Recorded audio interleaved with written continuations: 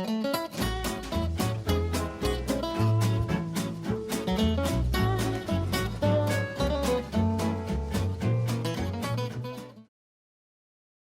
everyone. Thank you so much for joining us today. If this is your first time here, welcome to our Coffee Quip series, where we discuss everything market research in a little bit of a lighter format. My name is Greg Pizzola. I'm on the marketing team here at Marketing Systems Group, and I'll be your moderator for today's chat. In this episode, we'll be finishing up our discussion into our Advanced Cellular Frame. And if you missed those earlier first two episodes, you can check those out on our YouTube channel or directly on our main website at m-s-g.com. So first, let me get things started by introducing our guests here today on our panel. We have two members of our sales development team, Hillary McDonough and Bhai. Hey guys. Hello. And our subject matter expert today is our Senior Vice President of Sampling and Database Services, Dave Malarek. Hello. So guys, let's get right into it. This is the final episode of the series. Hillary, I think you were talking a little bit about split frame in the last episode. So why don't you pick up there where we left off? Sure. Hi, everybody. So thanks, Dave, again for entertaining all of our questions.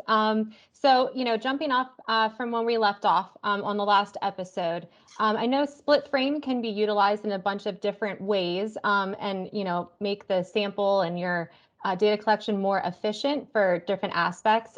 Can you just describe a high level of how split frame works and Sure. how we're able to pull it? Absolutely. A split frame is simply taking a sample frame and dividing it into two or more substrata where you can sample one stratum at a higher rate than another stratum, and in essence provide a more efficient sample. So and I'm going to share with you what we were talking about last week. Bear with me. So we were talking about Multnomah County in Oregon, which happens to be where the city of Portland is. And this spreadsheet shows you the breakdown between the listed frame, the telephone numbers we know something about, both geographically and demographically, and then everything else. So the two green lines here show you there's roughly 527,000 listed numbers in there. It's about a 1-to-3 ratio between listed and not listed. So here you could actually go in and define the listed, which is probably going to be your more efficient component of the sample frame, and sample that at a slightly higher rate than the not listed frame. There's other ways you can do a split frame. You can do it demographically. You can go after a particular demographic and target those people at a higher rate, and then everybody else at a lower rate. Dave, given that we're talking about our advanced cellular frame, what would you say are some of the main differences between doing a split frame using our new ACF frame versus traditional RDD where, we used to use rate centers? Well, you have a lot more specificity and a lot more detail and a lot more information in the ACF frame than you did in the RDD frame. With the RDD frame, you really knew nothing about a telephone number other than the rate center and its predominant county that rate center came from. With the ACF, you actually have address level geography associated to about 45% of the frame. So you can go in and target really small areas. You can identify the listed component in, say, a small town, for instance. You have a client that's looking to sample within a small town of maybe 2,000 or 3,000 people. You can identify the listeds within that geography that defines that town, and then the not listeds, everybody else, you would define it by the rate center, which is obviously going to be a much larger geography, but it would still provide that coverage you would need to make sure every phone number in your frame had a probability of selection. Got it. Yeah, that's great. Going back to the very first thing you said, Dave, for an example of the split frame that a lot of my clients use is to sample the listed rate at a higher rate or an sample allocation than the unlisted. And that is to, as I understand it, just to bump up efficiency because we know the listed portion of the ACF has a higher working rate. as well as you'll get that advantage of the inward and outward migration of those listed numbers, even at the county level as people move in and out of counties. For example, the listed portion will be more accurate in geography, and then the unlisted will just be covering the rest of your universe. Is that correct? That is correct. And I'm going to share with you, I think you actually have a project in the works, or just recently had a project in the works. And I'm going to switch my screen here real quick to, so this is the state of Vermont, split out by the 14 counties. And you can see this is the entire ACF frame for the state of Vermont, where we look at the listed and then the not listed, basically the balance of the numbers that are associated with one of the 14 FIPS codes.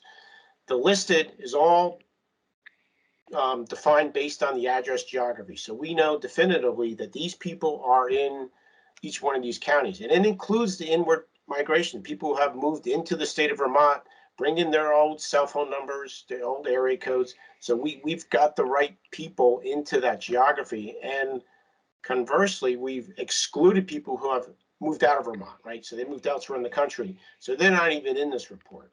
So it's got the inward migration. And the listed, like I said, is based on the address associated with those phone numbers. The not listed is based on the rate center geography, because that's really the only geography we have for that portion of the frame. So the FIPS code is that we assign every single rate center a predominant FIPS code based on geography and where most of the rate center resides. So as you can see, there's one county here that does not have a rate center assigned to it. Doesn't mean that we're not sampling the not listeds in that county. They're being sampled by the rate centers that are assigned to other counties surrounding that particular county. So, but in terms of looking at the data, it's going to show up as 0 because, again, we don't have any rate center predominantly assigned to that one county. Okay. Yeah, that's great. Dave, this is a great example. And I guess taking it to another level, I know we've had a bunch of conversations on certain projects where naturally there's certain groups of respondents who just respond to surveys at a lower rate, right? Hispanic, African American, low income, and so on and so forth.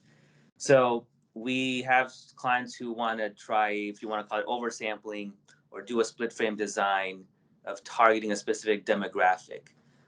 So I guess how would that work? If you have an example of that, I'm sure we've worked on a couple of projects that you might be able to pull up. If you can explain how that would work. Yes, we worked on a job for Mecklenburg County, I believe, a couple months back. So, and in that one, the target was Hispanics and I believe low income. So let me pull that up here. And so as you can see here, this table represents the entire ACF frame for Mecklenburg County. So there's a total of 1.8 million telephone numbers in Mecklenburg County, and we break out the listed and the not listed, which is roughly 50-50.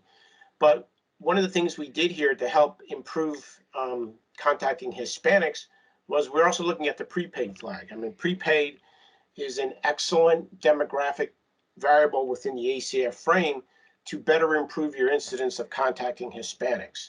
So correct me if I'm wrong, but I believe this was used as a stratification tool in defining the final sample frame for the Mecklenburg study. Correct. Just a quick question. So before using just traditional cell RDD with, trying to pull in more Hispanics, for example, the only way we were able to do that in the past before, utilizing the split frame was to do high density rate center reports. And that's, obviously, you're going to be missing a lot of proportions of the Hispanic population and is not as accurate and, overstates everything. That's absolutely correct. It's like trying to jam a square peg into a round hole, right? You try using geography to define a particular demographic.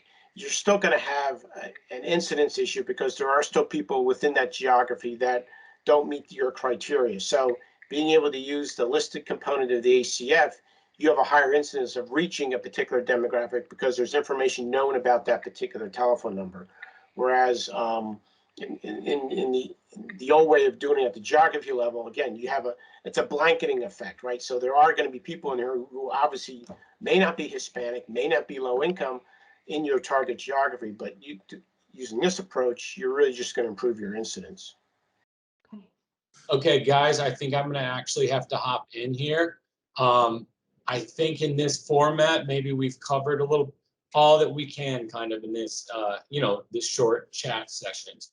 But if you're interested in learning more about ACF at all, I'm sure Raj and Hillary would be happy to help you directly. So please feel free to reach out to us, reach out to them directly.